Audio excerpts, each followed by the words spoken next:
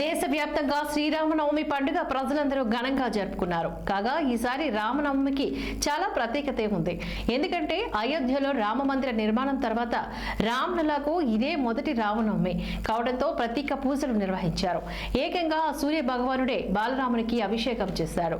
సూర్య తిలకం బాలరాముని నుదుటిని ముద్దాడిన అపూర్వ ఘటాన్ని యావత్ దేశం ప్రత్యక్ష ప్రసారం ద్వారా చూసి పులకించిపోయింది.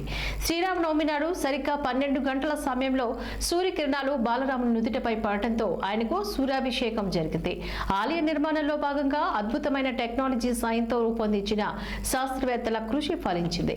రామనవమి సందర్భంగా రామ మందిరానికి ప్రత్యేక అలంకరణ చేసి భక్తుల కోసం తెల్లవారుజామున 3:30 రామాలయం తలుపులు తెరిచారు.